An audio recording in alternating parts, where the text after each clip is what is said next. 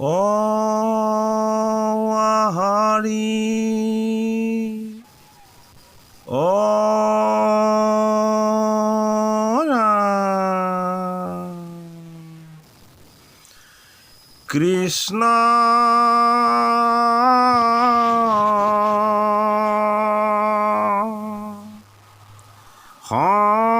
শংকৰ গুৰু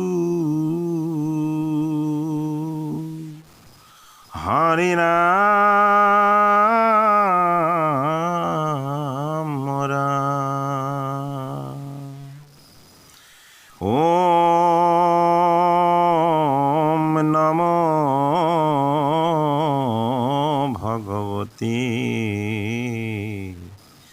বাসুদেৱায়।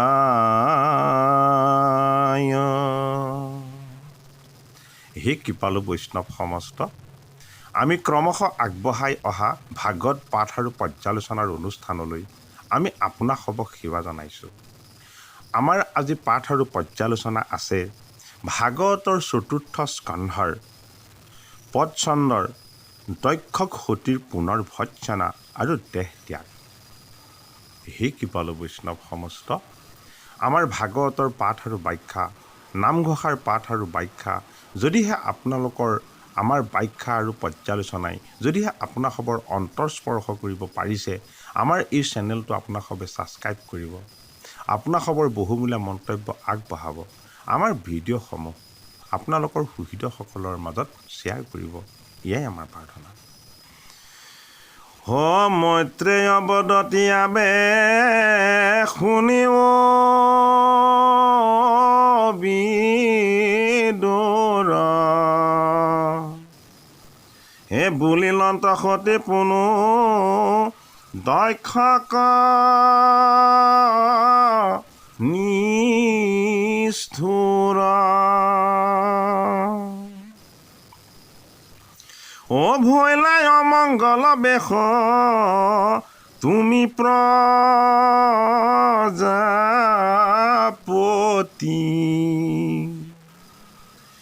এ হোৱে নহে গুণী চাৱা আপোনাৰ প্ৰতি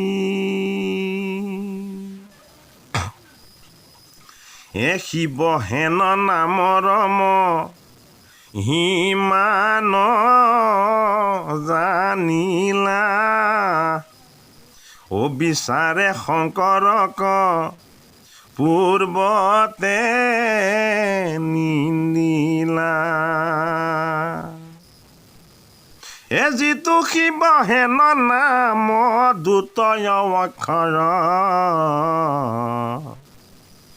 অকস্মাত স্মৰিলে বা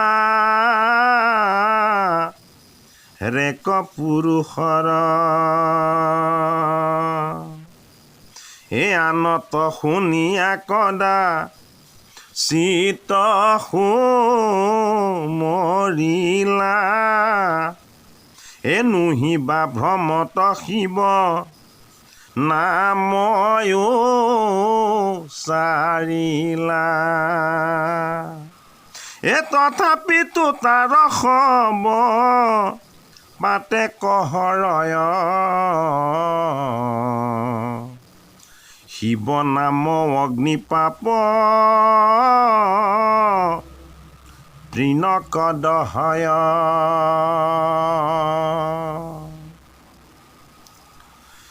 ভগৱান শিৱ, এই শিৱস্বৰূপ ভগৱানৰ পৰম পবিত্ৰ ভাৰ্যাই হ'ল সতী। এই সতী হ'ল দক্ষৰ কন্যা। এই দক্ষ হ'ল প্ৰজাপতি। তেওঁক প্ৰজাপতি পাতি দিলত তেওঁৰ মনত গৰ্ব আৰু অহংকাৰ ভাৱ জাগ্ৰত হ'ল। তেওঁ গৰ্ব আৰু অহংকাৰে তেওঁ নিজক বেছি প্ৰাধান্য দি তেওঁ নিজৰ মহত্ব আৰু তেওঁৰ জ্যেষ্ঠতাক, তেওঁৰ শ্ৰেষ্ঠতাক, তেওঁৰ এই গুণ আৰু গৰিমাক তেওঁ প্ৰকাশ কৰিবৰ কাৰণে তেওঁ আৰম্ভ কৰিলে কোনেও কৰিব নোৱাৰা বাজপেয় বৃহস্পতিৰ দৰে বৃহৎ বৃহৎ যজ্ঞ। কিন্তু যজ্ঞ পুৰুষৰ সাধনা, যজ্ঞ পুৰুষৰ উপাসনা, যজ্ঞ পুৰুষৰ ভক্তি, এই ভক্তিক কিন্তু দক্ষই বুজি নাপালে। সেইবাবেই পিতৃৰ ভুলৰ সংশোধন। পিতৃয়ে কলা ভুলৰ বাবে সতীয়ে পিতৃক ভৎসনা কৰিছে। সতীৰ ভৎসনা ভগৱানৰ এক গভীৰ প্ৰাৰ্থনা। পিতৃয়ে দক্ষক ভৎসনা কৰিছে যে তুমি প্ৰজাপতি স্বৰূপ সুন্দৰ দেহ ধাৰণ কৰিও তুমি তোমাৰ নিজৰ কৰ্মৰ কাৰণে তোমাৰ বেশক তুমি অমংগল কৰি পেলালা। তুমি নিজেই এবাৰ যদি চিন্তা কৰি চালাহেঁতেন, শিৱহেন পৰম পবিত্ৰ নামৰ তুমি মহিমা জানিবলৈ আৰু বুজিবলৈ সক্ষম নহলা। তুমি এই শিৱস্বৰূপ নামৰ মহিমা নজনাৰ কাৰণেই তুমি শিৱৰূপী শংকৰক পূৰ্বতে তুমি নিন্দা কৰিছিলা। যিটো শিৱহেন দুটি অক্ষৰযুক্ত পৰম পবিত্ৰ নাম অকস্মাত যদি কোনোবা পুৰুষ বা আত্মা ধাৰণ কৰা ভকত অথবা ভগৱানৰ সেৱকে যদি স্মৰণ কৰে, কোনোবাই যদি কাৎচিত এই পৰম পবিত্ৰ শিৱস্বৰূপ নাম উচ্চাৰণ কৰে বা শুনে, তেতিয়াহ'লে শিৱ নামৰ পবিত্ৰ অগ্নিয়ে পাপৰূপী মলিনতা কলুষতা উপবিত্ৰতাবিলাকক ভস্ম কৰি নিশেষ কৰি দিয়ে। হে মোৰ পিতৃস্বৰূপ দক্ষ, শিৱৰূপী ভগৱন্তৰ পৰম পবিত্ৰ বিষ্ণুৰ নামক তুমি কিয় নিন্দা কৰিলা? এই শিৱ যদিও ভগৱান হৰৰ নাম, কিন্তু শিৱ ভগৱান বিষ্ণুৰ নাম। ভগৱন্ত বিষ্ণুৰ সহস্ৰ নামৰ এক দিব্য নাম হ'ল শিৱ। সেইবাবেই শিৱ মানে হ'ল আত্মতত্ত্ব। শিৱ মানে হ'ল আত্মাৰ পৰম পবিত্ৰ সনাতন ৰূপ। শিৱ মানেই হ'ল মংগলময়। শিৱ মানেই হ'ল শুদ্ধ। শিৱ মানেই হ'ল বিকাৰ শূন্য। সেইবাবেই শিৱস্বৰূপ পৰম পবিত্ৰ ভগৱন্ত বিষ্ণুৰ নামক শিৱস্বৰূপ ভকতক নিন্দা কৰি শিৱৰ নামকো অপমানিত কৰাত দক্ষৰ কন্যা সতীয়ে তেওঁ পিতৃ দক্ষক ভৎসনা কৰিছে যে যি শিৱস্বৰূপ নামে সমস্ত পাপ দহন কৰিব পাৰে, যি শিৱস্বৰূপ নামে সমস্ত জীৱৰ মংগল সাধন কৰিব পাৰে, তুমি এই শিৱস্বৰূপ পৰম পবিত্ৰ নামক এই মোৰ পিতৃ কিয় নিন্দা কৰিলা? ভগৱন্তৰ নামৰ মহত্ব আমাৰ মহাপুৰুষ শ্ৰীমন্ত শংকৰদেৱেও শিৱ নামৰ মহত্ব তেখেতে কীৰ্তনৰ ঘোষাত আমাক এনেদৰে কৈছে। ও কেশৱ শিৱ শিৱ ঘোষিও সদায়, হে ৰাম নাম বিনাৱান বান্ধ বনায়। ৰাম নামৰ সমান যদি বান্ধৱ নাই, শিৱস্বৰূপ নামৰ সমানো মংগলময় নাই। সেইবাবেই শিৱস্বৰূপ নামক কৰা অনাদৰ, শিৱস্বৰূপ ভকতক কৰা অৱহেলা, পাৰ্বতী স্বৰূপ ভক্তি আৰু সেৱিকাৰ এক নিৰ্মল সাত্বিক ৰূপক দক্ষই সেইদিনা অৱজ্ঞা আৰু আওকাণ কৰিছে। সেইবাবেই শিৱস্বৰূপ পৰম পবিত্ৰ নামৰ কীৰ্তনেৰে দক্ষস্বৰূপ ৰাজসিক অহংকাৰ আৰু ভুলক পাৰ্বতী গোসানীয়ে যেন ভৎসনা কৰিছে। হে নাপেক্ষেয়ৱান ধৰ্ম কৰ্ম নিয়মক, শিৱ বুলি আনতাইলে দ হয় পাতেকে ক, চতুৰ্দশ ভুৱন যা হাৰৱাই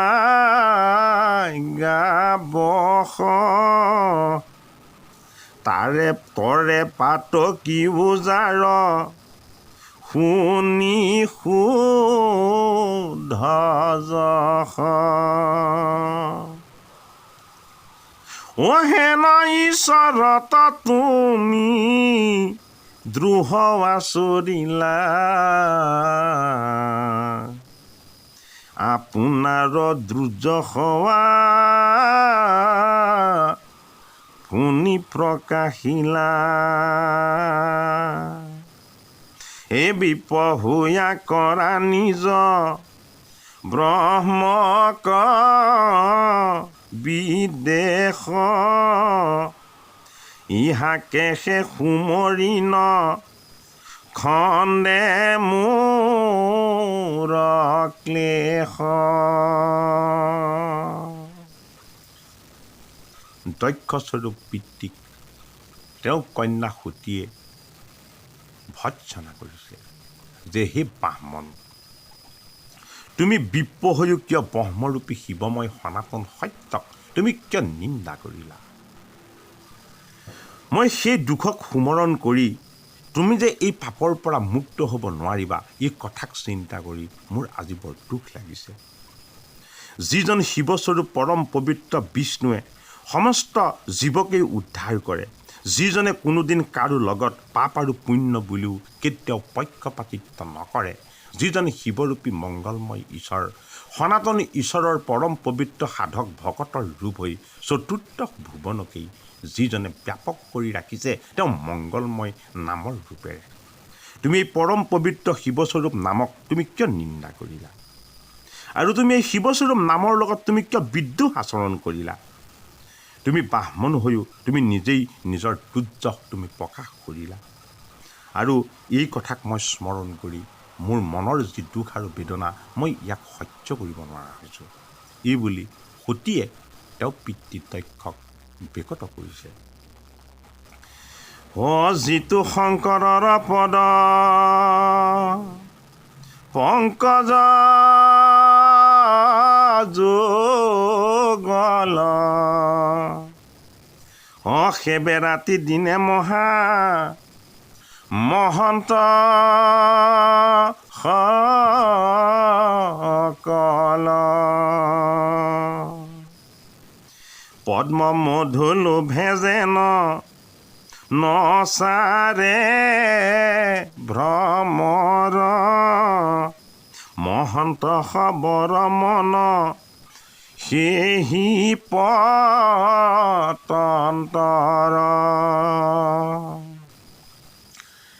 এই শংকৰৰ পদ যুগ প্ৰফুল্ল পংকজ,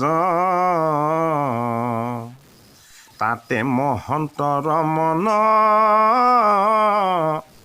ভ্ৰমৰা সহজ, ব্ৰহ্মানন্দ সুখ মধু ধৰে পৰ্যন্ত, সেই কামনায়নেৰে কদাপি একান্ত, যাহাৰ সেৱাত পুৰে পুৰুষৰ মন, সাধে ধৰ্ময় অৰ্থ আদি চাৰি প্ৰয়োজন, হেন বিশ্ব বন্ধু শংকৰ কৰা দ্ৰোহ, নজানিব মোক ভৈলা তুমি মহামোহ,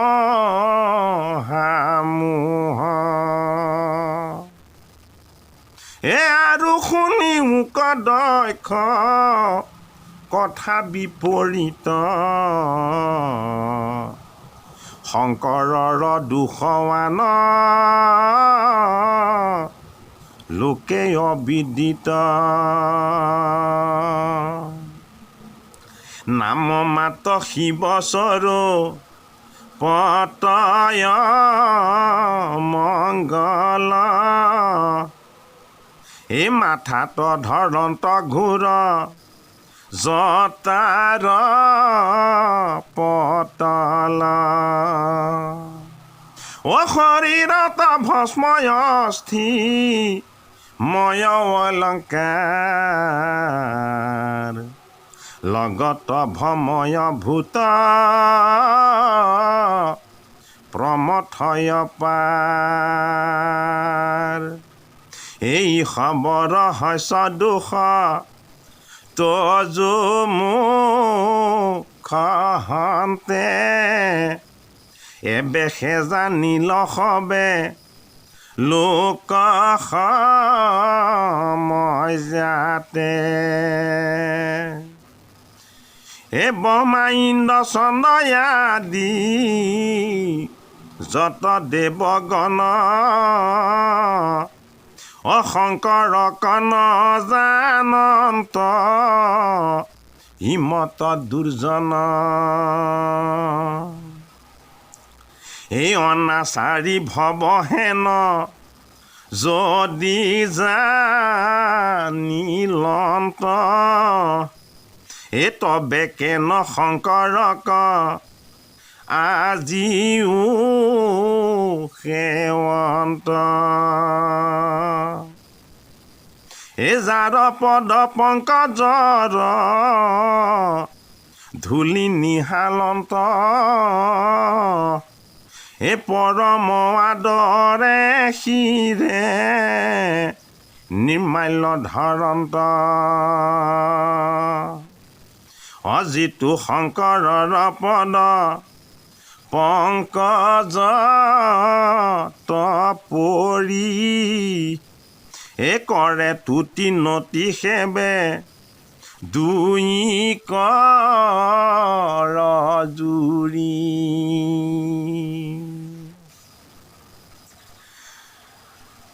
শিৱস্বৰূপ ভগৱানৰ মহিমা যি বুজে, যি জানে, যি অনুভৱ কৰে সেইগৰাকী সতী। এই সতীৰূপী সাত্বিক গুণৰ গৰাকী দেৱী দক্ষৰ কনিষ্ঠ কন্যা পাৰ্বতীয়ে তেওঁ পৰ্বতময় দেহৰ কঠিনতাখিনিক শিৱময় কৰোণা, শিৱময় ভক্তি আৰু শিৱময় সাধনাৰ ওচৰত সদায় মংগলময় কৰি ৰাখিব খোজে। সেইবাবেই শিৱৰূপী আত্মাৰ গভীৰ তত্ত্বক অজ্ঞান আৰু অবিদ্যাৰ যোগেদি যি বুজি নাপালে সেইজনী হ'ল দক্ষ। শিৱ হ'ল মহাভকত। এই মহাভকতৰ ভক্তিৰ গভীৰতাক যি বুজি পায় সেয়াই হ'ল তেওঁ ভাৰ্যা সতী। শিৱ হ'ল সাত্বিক গুণৰ সাধক, সেইবাবেই সতী তেওঁ ভাৰ্যা। সাত্বিক গুণেৰে সৈতে যিজনে তিনি গুণৰ ঈশ্বৰৰ ৰূপ লৈ সাত্বিক অহংকাৰেৰে ৰাজসিক আৰু তামসিক অহংকাৰক যিজনে সদায় নিজৰ পৰা আঁতৰ কৰি ঈশ্বৰৰ পৰম মংগলময় ৰূপক হৃদয়ত ধ্যান কৰি যিজনে সদায় ৰামকৃষ্ণ নাম জপ কৰি কেৱল নিৰন্তৰ ঈশ্বৰকেই চিন্তা কৰে, সেই পৰম পবিত্ৰ ভকতক মহন্তসকলেও অন্তৰেৰে সৈতে সেৱা কৰে। দেৱতাসকলেও সেই পৰম পবিত্ৰ মহন্ত ভকত শিৱক সদায় উপাসনা কৰে। দক্ষস্বৰূপ পিতৃক সতীস্বৰূপ ভক্তি মাতাই যেন বুজাব খুজিছে, হে মোৰ পিতৃ দক্ষ, তুমি ৰাজসিক ভোগবিলাস আৰু আনন্দৰ যজ্ঞময় জীৱনত তুমি অনুভৱেই কৰিব নোৱাৰিলা আত্মাৰ গভীৰ পৰম তত্ত্ব শিৱস্বৰূপ সাধনা কিমান গভীৰ। এই শিৱময় সাধনা আত্মাৰ এক গভীৰ ৰহস্য তত্ত্ব। ইয়াক যি বুজে তেওঁ হ'ল মহন্ত। ইয়াক তুমি নুবুজিলা, সেইটো বাবে তুমি হ'লা দুৰ্জন। তুমি হ'লা ব্ৰাহ্মণসকলৰ মাজত দুৰ্যোগ আৰু কলংক। বিপ্ৰসকলৰ কাৰণে তুমি হ'লা এক ডাঙৰ দুৰ্যোগ। সেইবাবেই শিৱময় সাধন, শিৱময় ভক্তি, শিৱময় এক ঈশ্বৰৰ উপাসনাৰ গভীৰ তত্ত্বক মোৰ পৰম পবিত্ৰ স্বামী শিৱই কৰি দেখুৱাই বাবেই ইন্দ্ৰ চন্দ্ৰ সূৰ্য আদি দেৱতাসকলেও মোৰ স্বামীক মান্যতা কৰে। তেওঁ জটাৰ জটিলতাক, তেওঁৰ ৰূপৰ যি বিৰূপ, এই বিৰূপ প্ৰভাৱক তেওঁলোকে দৰ্শন নকৰি জীৱনৰ চৰম সত্যময় শিৱময় সাধনাক সমস্তজনেই স্বীকাৰ কৰি আজিও মোৰ স্বামী শিৱক সকলোৱে উপাসনা কৰে। এই বুলি ভগৱান শিৱৰ ভাৰ্যা সতীয়ে মনৰ আৱেগ অনুভূতি আৰু তেওঁ স্বামীৰ প্ৰেম, ভকতৰ প্ৰতি গভীৰ ভক্তি দক্ষৰূপী পিতৃৰ ওচৰত এনেদৰে তেওঁ প্ৰকাশ কৰিছে যে কান্দি কান্দি সতীয়ে শিৱৰ গুণ আৰু যশ খ্যাতি প্ৰকাশ কৰি পিতৃৰ পাপৰ পৰা যেন তেওঁ পিতৃক মোচন কৰিব বিচাৰিছে।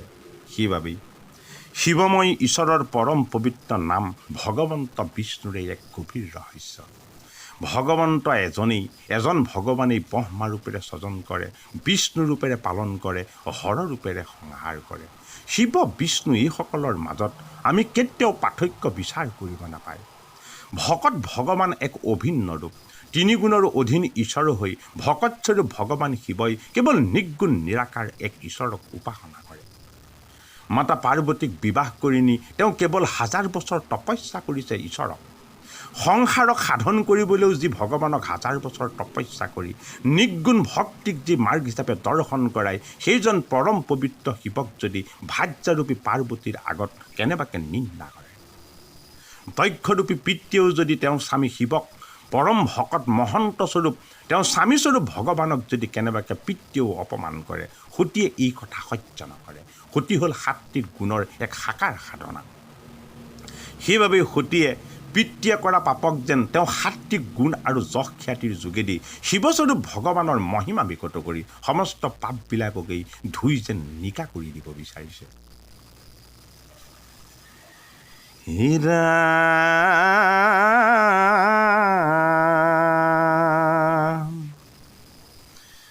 যাৰ পদ পংকজৰ ধূলি নিহালন্ত, পৰম আদৰে শিৰে নিৰ্মাল্য ধনন্ত, যিটো শংকৰৰ পদ পংকজত পৰি, কৰে তুতি নতি সবে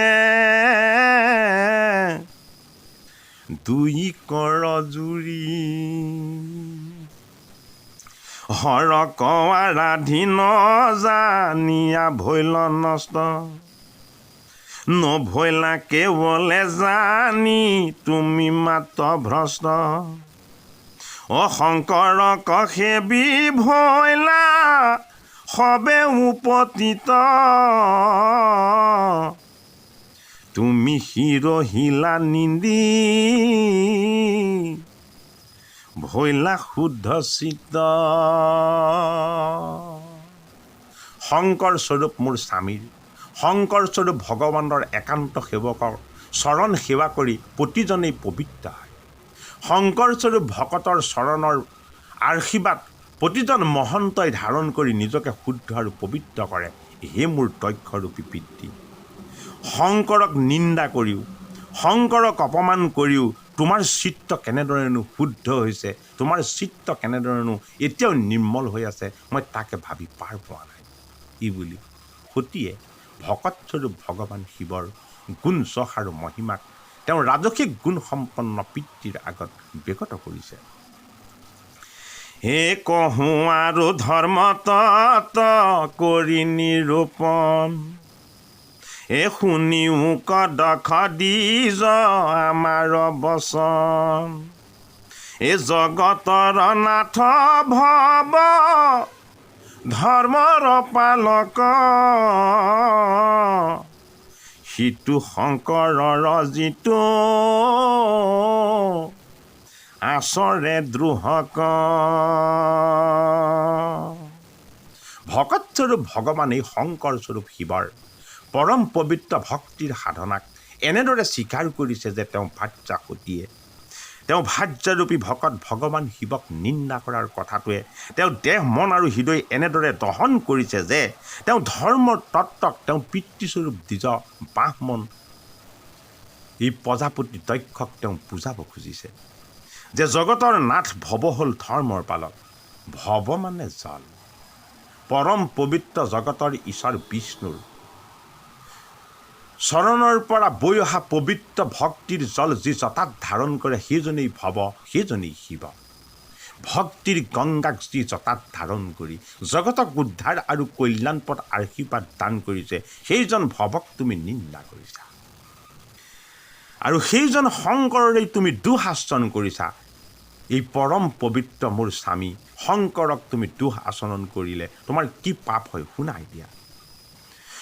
তেতিখনে তাৰ দুষ্ট জিবা কছে দিব, ভাল মন্দ বিচাৰ তাহাক নকৰিব,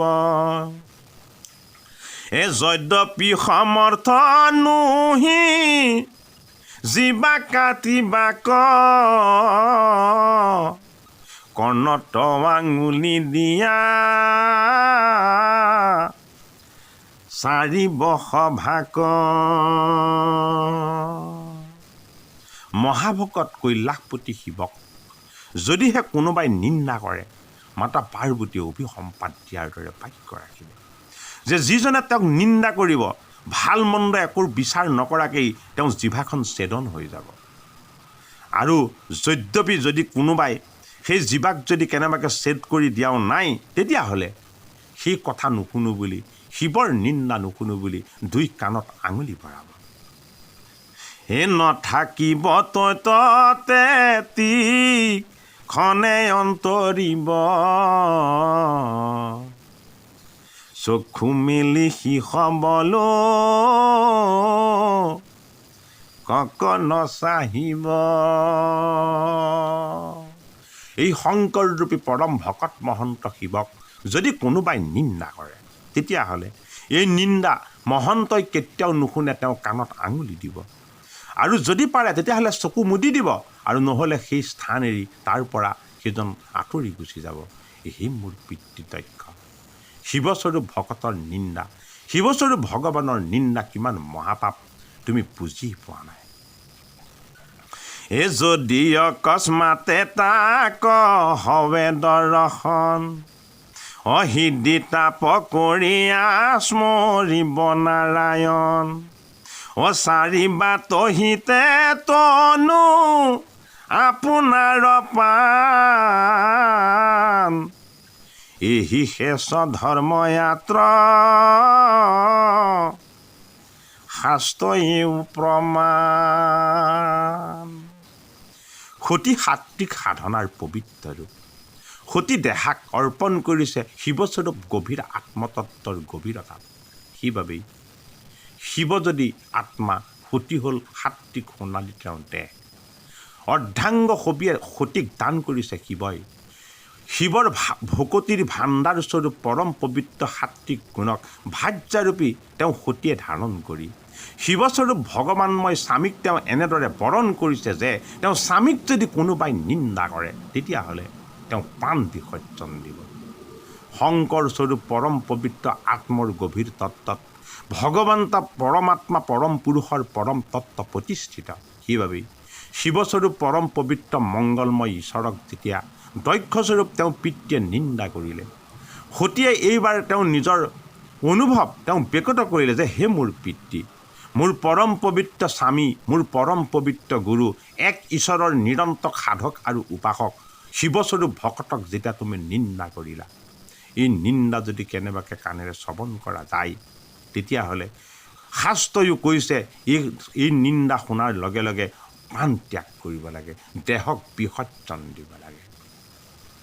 ভক্তিস্বৰূপ গভীৰ তত্ত্ব, শিৱস্বৰূপ আত্মময় গভীৰ সাধনা, কৈলাসস্বৰূপ ধামত থকা পবিত্ৰতা সমস্তখিনিক এক কৰি ভগৱান শিৱৰ হাতত থকা ত্ৰিশূলৰূপী তিনিগুণাত্মক অহংকাৰক তেওঁ বাহিৰ কৰি সদায় সন্মুখত তেওঁ খোজ মাৰি পুতি ৰাখে। তেওঁ তিনিগুণাত্মক অহংকাৰৰ তেওঁ ঈশ্বৰ। এই তিনিগুণাত্মক অহংকাৰক তেওঁ ৰামকৃষ্ণ নামেৰে সৈতে সদায় তাক জীৰ্ণ কৰে। তাত সেইটো কাৰণে তেওঁ আঁৰি থয় তম্বুৰুৰূপী শব্দৰ পৰম পবিত্ৰ পূৰ্ণ প্ৰকাশ। এই তম্বুৰুৱেই হ'ল ৰামকৃষ্ণ নামৰ ধ্বনি। ভগৱান শিৱই সন্মুখত সদায় প্ৰতিষ্ঠা কৰে তেওঁ পৰম পবিত্ৰ ত্ৰিশূলৰূপী তিনিগুণাত্মক অহংকাৰ তেওঁ দেহৰ পৰা সম্পূৰ্ণৰূপে মুক্ত কৰি ত্ৰিশূলৰূপী অস্ত্ৰৰূপেৰে তেওঁ সন্মুখত প্ৰতিষ্ঠা কৰি তম্বুৰুৰূপী ৰামকৃষ্ণ পৰম পবিত্ৰ নামৰ ধ্বনিৰে এই তিনিগুণৰ অহংকাৰক তেওঁ সদায় নিৰ্গুণ ৰূপত প্ৰতিষ্ঠা কৰিব বিচাৰে। জীৱনৰ লোভ মোহ কাম সমস্তখিনিক ব্যাঘবস্ত্ৰ ৰূপেৰে তেওঁ অধীন কৰি ব্যাঘম্বৰ স্বৰূপ নাম লৈ ব্যাঘৰূপী লোভক তেওঁ এনেদৰে অধীন কৰিলে যে তেওঁ ব্যাঘৰ আসনত বহি লোভ আৰু মোহ এই দুটা বস্তুৰ পৰা তেওঁ মুক্ত হৈ গৈছে।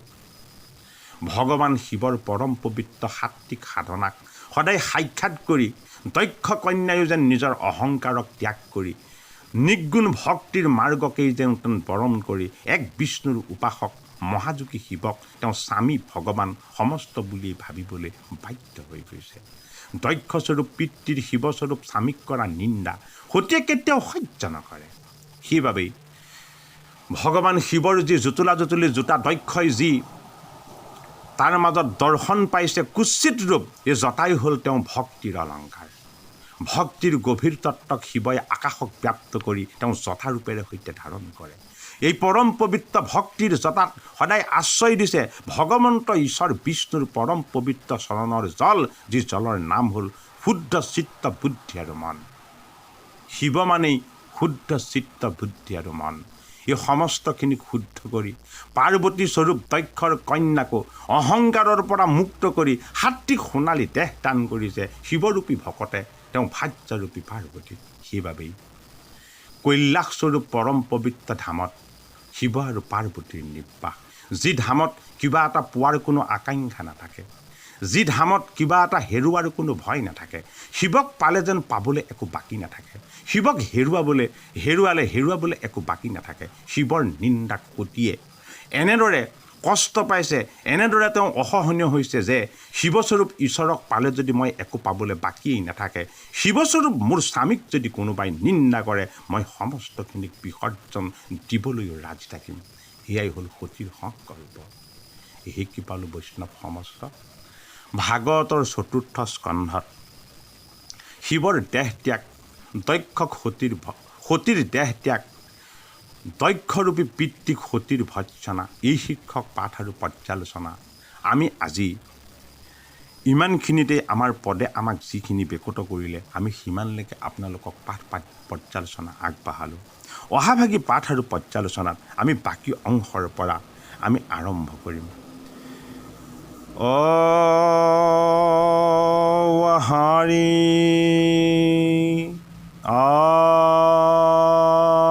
ৰাম, জয় গুৰু শংকৰ কৃষ্ণ।